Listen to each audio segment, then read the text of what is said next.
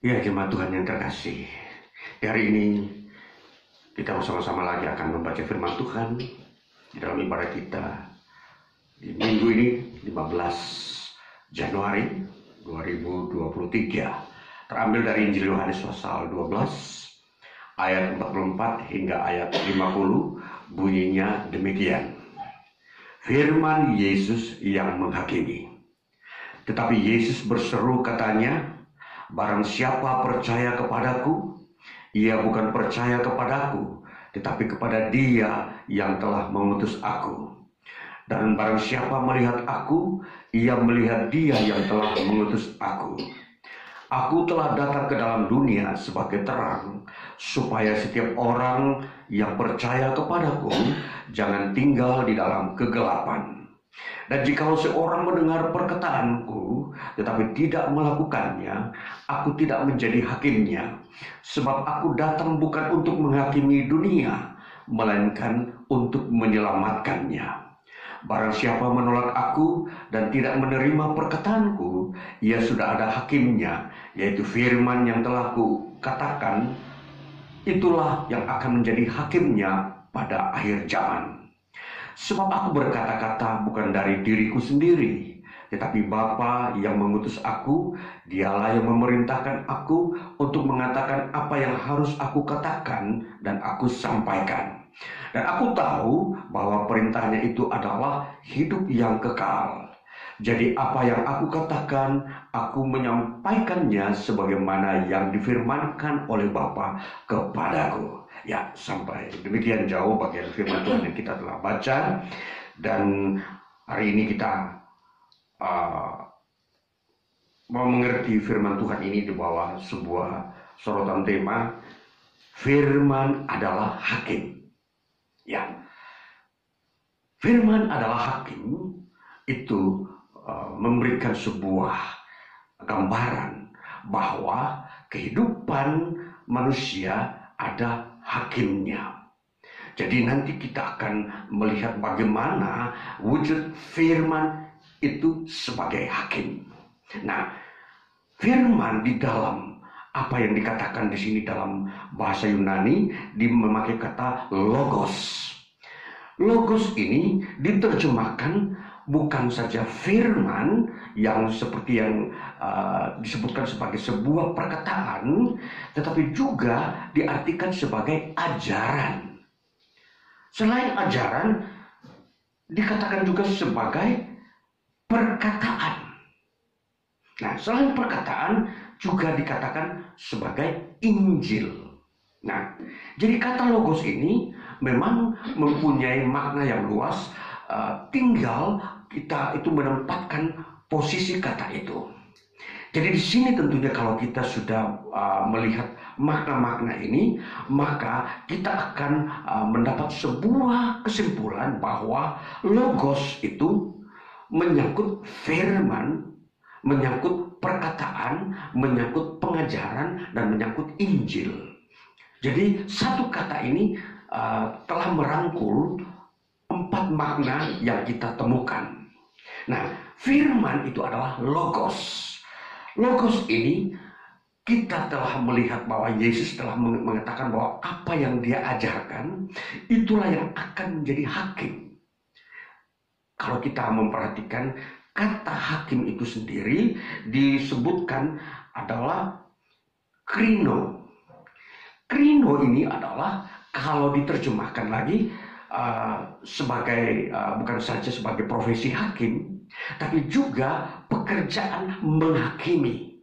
Ya, jadi kata krino ini akan menunjukkan kepada profesi sekaligus pekerjaan. Namun di dalam bagian yang berikutnya dikatakan bukan saja menghakimi tetapi memerintah. Jadi kata krino ini itu mempunyai 3 makna lagi. Jadi yang kita sudah dengar tadi bahwa maka firman itu akan memerintah. Firman itu ajaran Kristus akan menghakimi. Firman yang adalah juga Injil itu akan menjadi hakim. Nah, bagaimana kita mau melihat bahwa kehidupan kita manusia ini diperhadapkan dengan firman. Saudara, Yesus berkata, "Aku telah datang ke dalam dunia ini sebagai terang." Jadi pribadi Kristus itu telah menjadi terang di dunia ini. Nah, terang ini apa? Terang ini artinya telah mewujudkan cahaya kemuliaan Allah. Nah, terang ini tentunya dipisahkan dari kegelapan. Jadi terang mempunyai lingkungan tersendiri dan kegelapan mempunyai lingkungan tersendiri.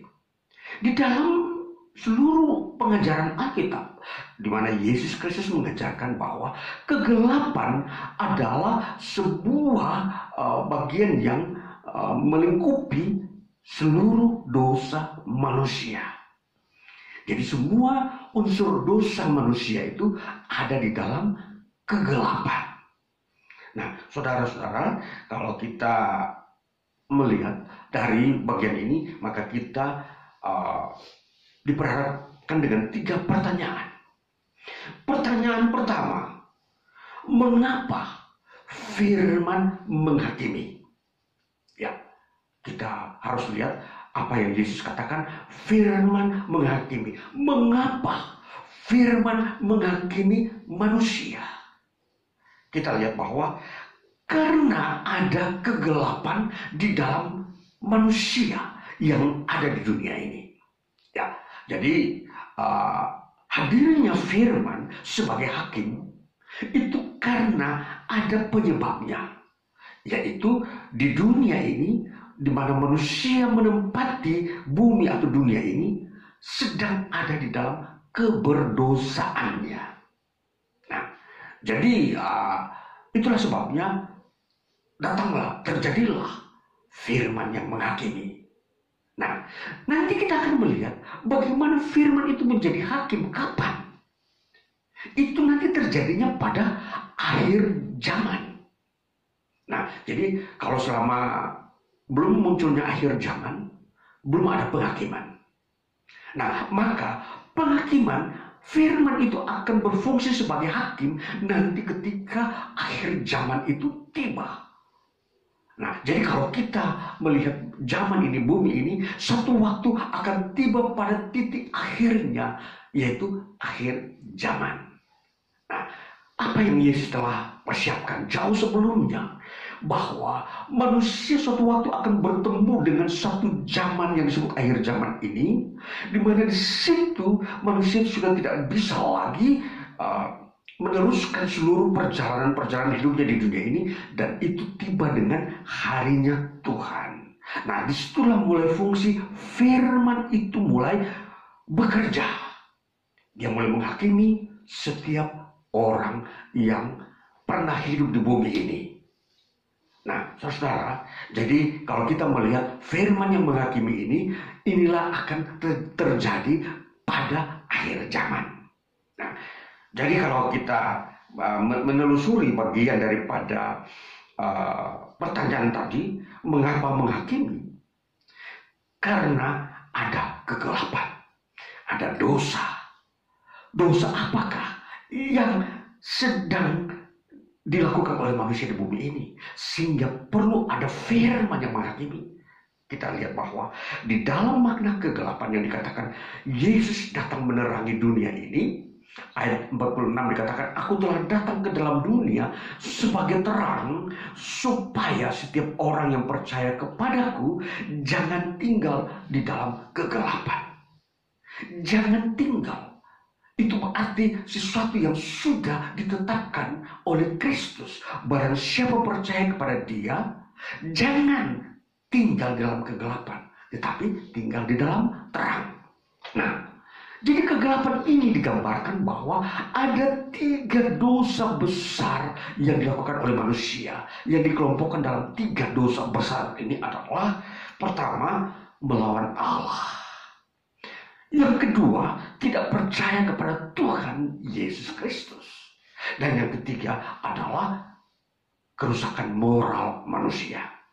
Tiga dosa besar ini yang dikelompokkan menjadi tiga bagian besar ini telah tercatat, telah terungkap di hadapan Allah bahwa ini semua manusia di muka bumi telah banyak melakukannya. Itulah sebabnya firman siap menjadi hakim untuk menghakimi perbuatan manusia yang berdosa ini. Nah, jadi karena hakim sudah siap, firman sudah siap menghakimi, itulah sebabnya Yesus datang. Yesus datang untuk menerangi. Artinya menerangi itu dalam wujud menyelamatkan. Mari kita baca bagian berikutnya. Di dalam ayat 47 dikatakan begini. Dan jikalau seorang mendengar perkataanku tetapi tidak melakukannya, aku tidak menjadi hakimnya. Sebab aku datang bukan untuk menghakimi dunia, melainkan untuk menyelamatkannya. Jadi tujuan Yesus datang ke dunia ini untuk menyelamatkan manusia dari dosa ini, di mana sudah ada hakim. Hakim firman itu sudah berdiri siap menghakimi pada zaman akhir. Jadi kalau kita katakan kalau Yesus tidak datang ke dunia ini, maka semua orang akan masuk neraka. Itu dengan kata lain, Yesus datang ke dunia ini untuk menyelamatkan manusia. Makanya fungsi Yesus jelas-jelas menjadi juru selamat. Maka kalau kita memperhatikan bagaimana pertolongan Allah kepada manusia melalui Yesus Kristus, itulah sebabnya Yesus Kristus harus diterima, dipercaya. Barang siapa tidak percaya kepada Yesus, dia tidak menerima penyelamatan itu.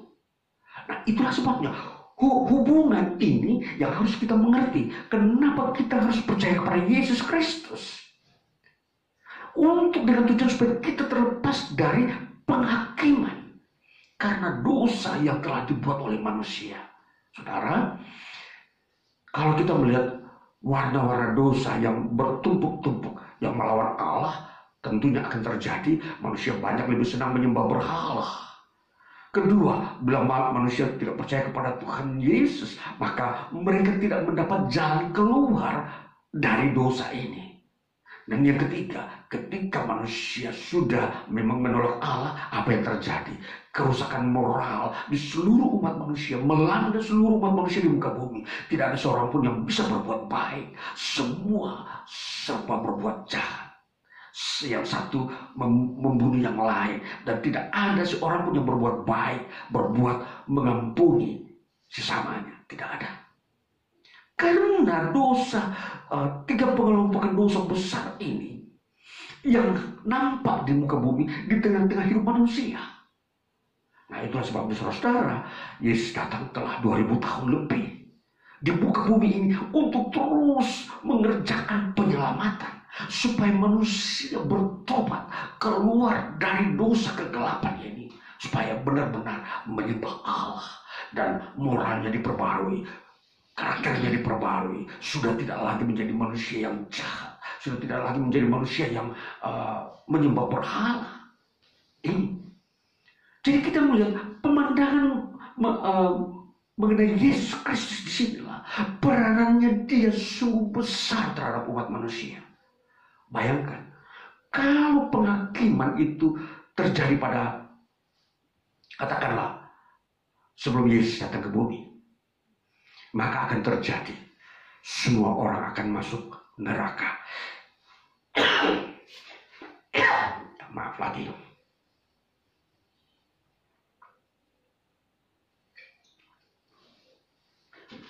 Jadi saya lanjutkan. Apa yang Yesus katakan bahwa dia datang sebagai juru selamat, menyelamatkan manusia. Itu sebab Yesus berkata, marilah kepadaku, percayalah kepadaku, hai kamu manusia, supaya kamu beroleh selamat, terlepas dari penghakiman yang terjadi pada akhir zaman. Nah, saudara-saudara, kita hidup di dunia ini, yang kita fokuskan bukan soal bagaimana kita mendapatkan makanan minuman, bagaimana kita mendapatkan kekayaan, bagaimana kita mendapatkan jabatan posisi sepanjang kita hidup di dunia. Kalau itu menjadi perhatian kita, maka kita akan lupa mencari penyelamat kita, di mana semua orang telah jatuh dalam dosa.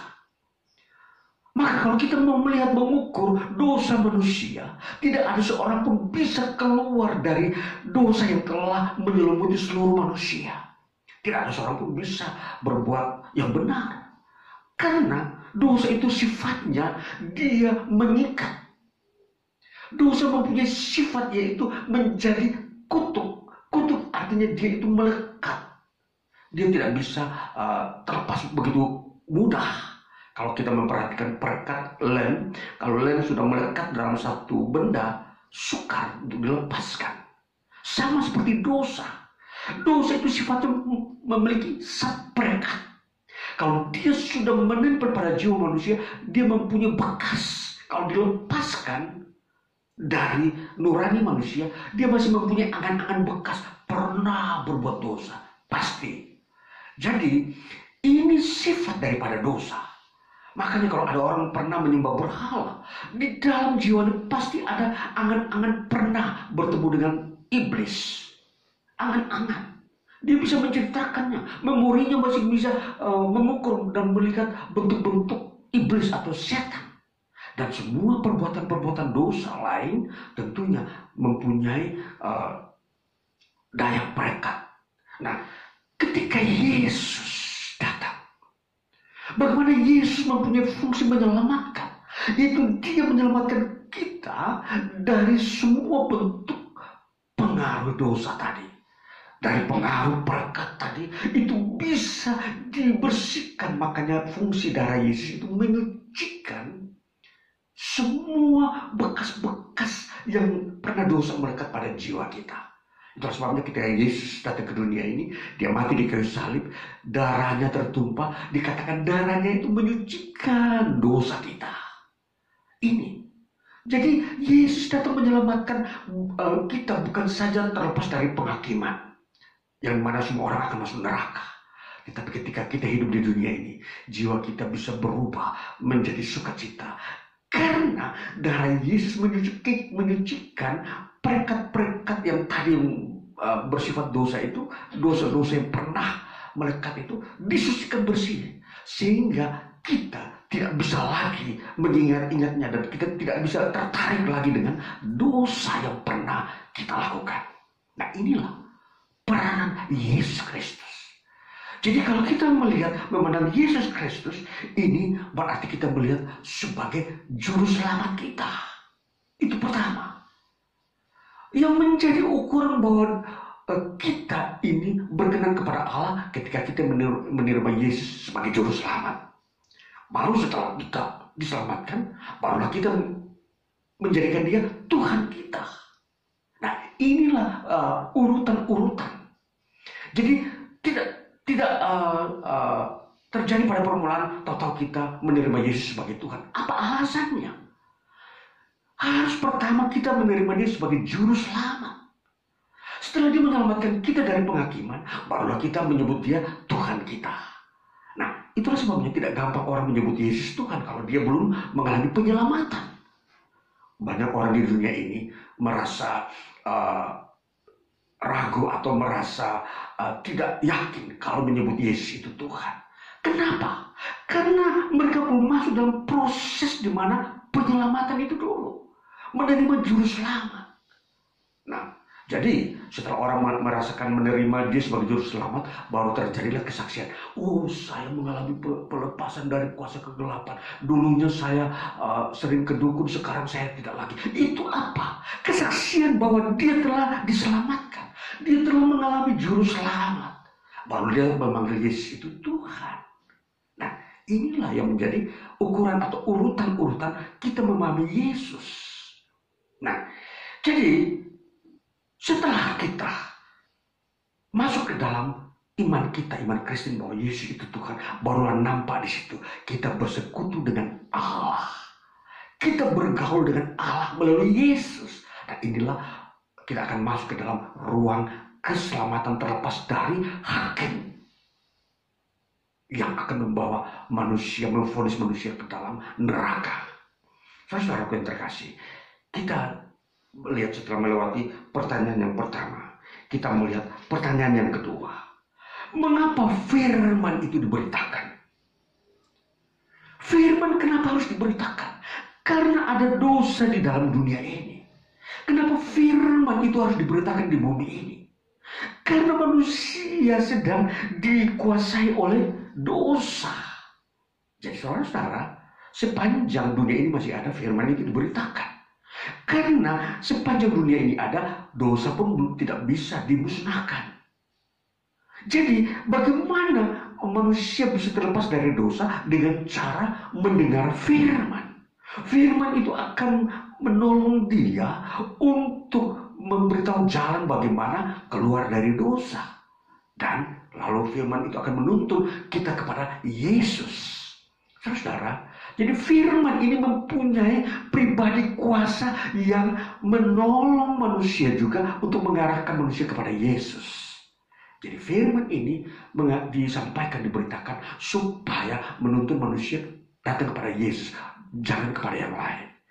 Firman ini tidak menuntun manusia kepada yang lain, hanya kepada Yesus, karena dialah yang menyelamatkan manusia dari dosa. Tidak ada pengetahuan di bumi ini yang bisa mengajarkan manusia keluar dari dosa. Dan siapakah yang mau menolong manusia keluar dari dosa dan lepas dari penghukuman di neraka? Hanya di dalam firman, yaitu Yesus. Ini saudara, hargailah. Sebelum tiba akhir zaman, hidupmu saudara-saudara di bumi ini, hormatilah, hargailah firman, dan terimalah Yesus. Karena disitulah saudara akan menemukan jalan keluar untuk menemukan hidupmu yang abadi, hidupmu yang kekal. Selanjutnya saudara, yang ketiga, pertanyaan yang ketiga, mengapa Yesus datang ke dunia? Saudara, ini pertanyaan, memang mengapa Yesus datang ke dunia? Kembali, yaitu sudah dijelaskan untuk menyelamatkan manusia. Jadi ada alasan. Segala sesuatu yang dikerjakan Allah di dunia ini, semuanya ada alasan dan ada jawaban. Dan kalau kita melihat semua ini, maka kita sebagai manusia tidak bisa berbuat apa-apa. Hanya datang kepada Allah dalam Yesus Kristus. Dialah yang mau menyelamatkan umat manusia di muka bumi dari penghukuman di akhir zaman. Saudara, ini yang kita harus mengerti. 3 pertanyaan ini yang menjadi pokok penting dalam hidup kita sebagai manusia. Kita mengerti diri kita bahwa kita ini manusia. Kalau kita tidak mau mengerti kita sebagai manusia, maka kita tidak membutuhkan firman. Tetapi kalau kita mau mengerti bahwa kita ini manusia yang nanti besok berhubungan dengan kekekalan, maka kita harus terima Yesus. Jadi hanya manusia bijaksana lah yang mau mengerti ini. Manusia yang tidak mau mengerti ini, mereka dianggap orang-orang bodoh yang tidak mempedulikan dirinya menghadapi penghukuman Allah. Saudara yang terkasih, firman ini diberitakan supaya mau memberitahukan kepada umat manusia di muka bumi bahwa engkau manusia adalah orang berdosa yang membutuhkan juru selamat menyelamatkan engkau dari penghukuman Allah. Jadi ini saudara-saudara berita penting memasuki tahun-tahun ke depan, tahun-tahun yang masih banyak orang belum mengerti jalan-jalan yang dia harus lalui. Engkau membutuhkan satu jawaban. Tuhan hadir dalam hidupmu. Sekarang hari ini menjadi hari kesukaan saudara-saudara. Setelah firman ini diberitakan bahwa terimalah Yesus. Engkau yang sudah menerima Yesus Kristus, engkau adalah orang yang paling berbahagia. Engkau berbahagia di bumi ini. Engkau telah menerima warisan-warisan keselamatan yang Allah sudah sediakan. Saudara, bagian ini dikatakan ayat 50. Dan aku tahu bahwa perintahnya itu adalah hidup yang kekal. Firman, perintah, pengajaran, Injil itu mempunyai hidup yang kekal. Jadi kalau saudara menerima Injil, menerima perkataan Tuhan Yesus, menerima ajaran Yesus Kristus, engkau memiliki hidup yang kekal. Saudara, ini yang harus menjadi prioritas hidup kita sebagai manusia. Kalau kita sudah tahu jalan ini, maka apa yang kita kerjakan di bumi ini, ketika kita bekerja, ketika kita menempuh semua ilmu pengetahuan yang ada di muka bumi, maka kita tahu bahwa prioritas-prioritas yang kita kerjakan apa. Pengetahuan, pekerjaan, kekayaan di dunia ini hanya sebuah sampingan. Itu bukan prioritas. Jadi kalau kita tidak mendapatkannya, itu tidak menjadi sebuah ketentuan untuk masuk surga. Yang menjadi ketentuan masuk surga adalah ini. Percayalah kepada Yesus Kristus. Makna-makna ini harus kita bisa membedakan. Bahwa percaya kepada Yesus Kristus dan memiliki seluruh kekayaan di dunia ini sangat berbeda, saudara-saudara. Semua orang boleh berupaya mendapatkan apa yang dia harus perlukan di dunia ini. Boleh. Tapi itu mempunyai nilai yang berbeda dengan percaya Yesus. Karena percaya Yesus mempunyai hubungan hidup yang kekal setelah kematian. Sedangkan kekayaan yang kau peroleh di muka bumi ini, itu terbatas. Ketika engkau mati, engkau tidak lagi menikmatinya. Nah, inilah yang bagian-bagian yang kita mengerti yang disebut prioritas. Apa yang Yesus katakan ini adalah prioritas. Yesus tidak menyinggung bagaimana caranya memperoleh kekayaan di dunia ini. Yesus datang ke dunia ini bukan membawa visi memberikan kekayaan kepada umat manusia, tetapi menyelamatkan manusia dari penghukuman yang kekal. Maka kalau saudara menjadi percaya kepada Yesus Kristus, ingat bahwa kekayaan di dunia ini bukanlah menjadi impian saudara, tetapi berkenan kepada Tuhan. Tetap beriman kepada Yesus Kristus, itulah yang menjadi prioritas.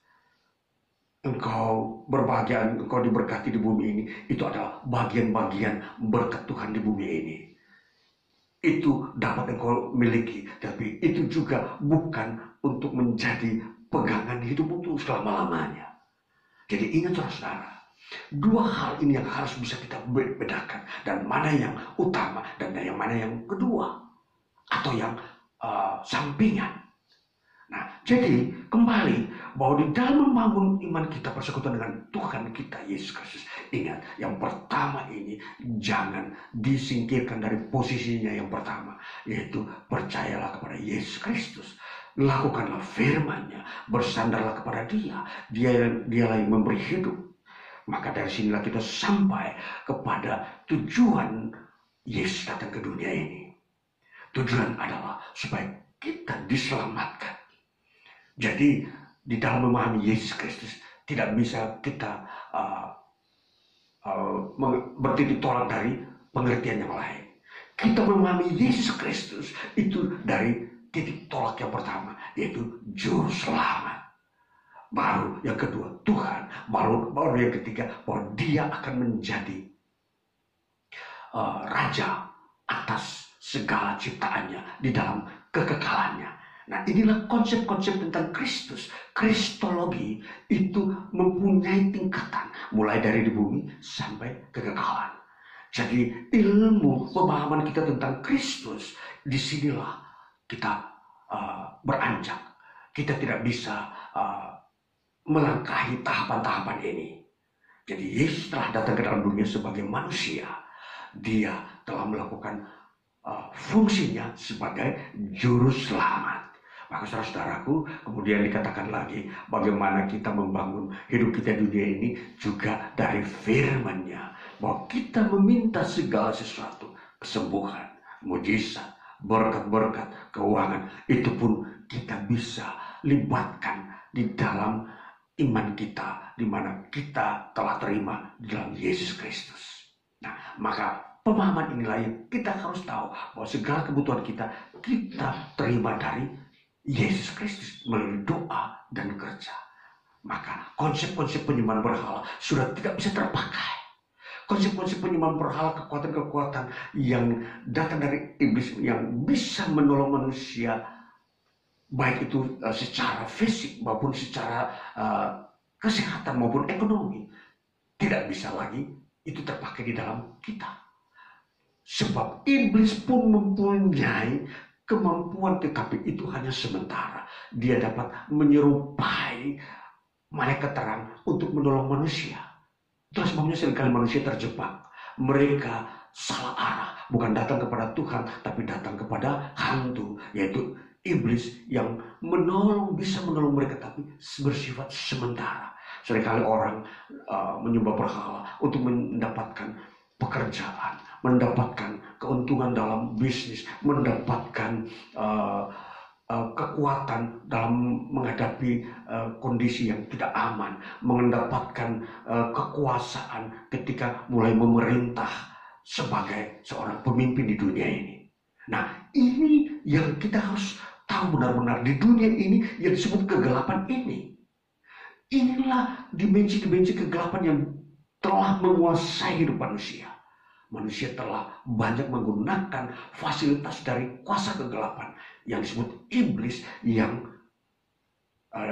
memenuhi kebutuhan hidup manusia di dunia ini. Maka Yesus datang sebagai terang supaya kita mau menerima apa yang Yesus berikan untuk hidup kita di dunia ini juga maupun di kekekalan. Yesus mampu memenuhi kebutuhan hidup kita di dunia ini, baik makanan, minuman, pakaian. Karena Dia adalah Allah yang juga mau memberkati orang-orang percaya. Itulah sebabnya setelah kita melihat fase ini, Yesus sekarang telah menjadi Allah yang akan juga memberkati umatnya. Yesus telah mempersiapkan suatu masa di mana Dia memerintah sama seperti Allah memerintah. Inilah Kristologi. Pemahaman tentang Yesus, ini tahapan-tahapannya. Kristus akhirnya pada klimaksnya Dia adalah Allah. Yang dikatakan dalam Injil Yohanes pada pasal 1 katakan, pada mulanya adalah firman. Firman itu bersama-sama dengan Allah. Dan firman itu adalah Allah. Nah, itulah sebabnya Kristus inilah yang kita terima. Yesus Tuhan inilah yang kita pahami bahwa hidup kita sangat berharga di hadapan Tuhan. Orang yang percaya kepada Yesus Kristus adalah orang yang menghormati Allah. Mereka yang mengasihi Allah dan diberkati oleh Allah. Biarlah kita memahami ini, karena di dalam inilah berkat Tuhan tidak terbatas di dalamnya, melimpah dan tiada habis-habisnya. Dan kita berbahagia sejati di dalam iman kepada Yesus Kristus. Biar kita sebagai manusia mau menanggapi ini, memberi respon terhadap berita Injil yang kita dengar hari ini. Dan kita umat Tuhan yang sudah tetap di dalam Kristus Yesus, tetaplah engkau di dalam firman-Nya, karena engkau sudah memiliki jaminan hidup yang kekal. Maka Tuhan Yesus memberkati kita yang mendengarkan firman Tuhan di hari ini. Haleluya. Amin. Ya, puji Tuhan.